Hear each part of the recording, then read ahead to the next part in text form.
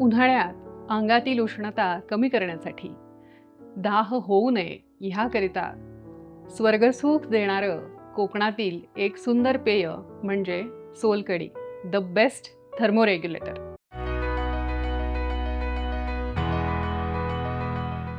नमस्कार, मी doctor Isha. Doctor ईशाच पॅलेट या आपल्या यूट्यूब चॅनलमध्ये आपल्या सगळ्यांचं मनपूर्वक स्वागत आहे. नारळाला आयुर्वेदामध्ये शीतल गुणधर्माचं सांगितलेलं आहे. तसंच मूत्रल गुणधर्म देखील त्याच्यामध्ये आहेत. म्हणजेच काय की मूत्रावाटे शरीरातील अतिरिक्त उष्णता ते शरीरातून बाहेर काढतं. त्यामुळेच कोकणामध्ये सोलकढी घेण्याची परंपरा आहे. बऱ्याच वेळा मी असं बघते की सोलकढी करताना ती खूप जास्त उग्र, तीक्ष्ण किंवा तिखट केली जाते. मिरच्या वगैरे ह्या उष्ण पदार्थांचा वापर त्याच्यामध्ये केला जातो. तसं जर केलं तर मात्र नारळाचे हे थंडावा देणारे गुणधर्म तुम्हाला मिळत नाही. म्हणूनच आज आमच्या घराण्यामध्ये परंपरागत आम्ही जी सोलकढी बनवतो ती पद्धत आज मी तुम्हाला दाखवणार आहे. त्यासाठी आज माझ्यासोबत आहे माझी सख्खी मावशी सौ योगिनी सातपुते.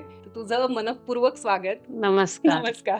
आपण एक नारळाचा चव घेतला आहे, कोथिंबीर घेतली आहे, 2 लसणाच्या पाकळ्या, आगळ, पाणी थोडंसं, मीठ, जिरे आणि गुळाची पावडर. तर आपण हा नारळाचा चव मिक्सरच्या भांड्यामध्ये टाकून घ्यायचा आहे आणि थोडा थोडा करून आपण ह्याचं चव काढून घ्यायचं आहे. आता मिक्सरवर वाटून घेऊयात आपण हे. नारळ वाटताना आपण ह्याच्यात थोडंसं पाणी घालायचं असतं, म्हणजे ते व्यवस्थित एकसंध होऊन वाटलं जातं नारळ. आणि आता आपण ते हाताने पिळून घ्यायचं आहे. खाली थोडीशी गाळणी ठेवली जेणेकरून तो जो नारळाचा चव आहे तो त्याच्यामध्ये पडू नये म्हणून दुधामध्ये. आपण आता 2 चमचे जिरं वाटतानाच ह्याच्यामध्ये टाकून घ्यायचंय. आता आपण ह्याच्यामध्ये 2च पाकळ्या लसणाच्या टाकणार आहोत. मावशी 2च पाकळ्या पुरतील का? नाहीतर सोलकढी उग्र होते. हा, बरोबर आहे. त्यामुळे आपल्याला ती सौम्य करायची आहे सोलकढी. त्यामुळेच आपण आता ह्याच्यामध्ये 2च पाकळ्या टाकून आता पुन्हा हे वाटून घेऊयात.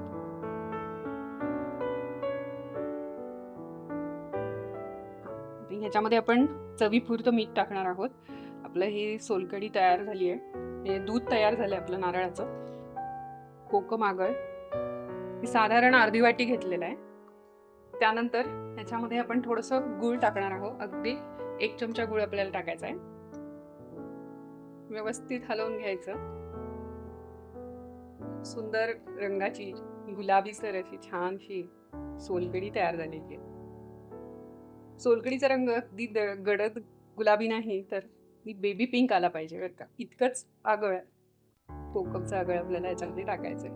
गार्निशिंगसाठी आपण थोडीशी कोथिंबीर टाकूयात. हा, उन्हाळ्यातील स्वर्गसुख ह्यापेक्षा दुसरं काय असू शकतं सांगा बरं. अशाच वेगवेगळ्या आरोग्य रेसिपीज घेऊन पुन्हा भेटूयात डॉक्टर ईशाच पॅलेट ह्या आपल्या यूट्यूब चॅनलमध्ये. तोपर्यंत नमस्कार.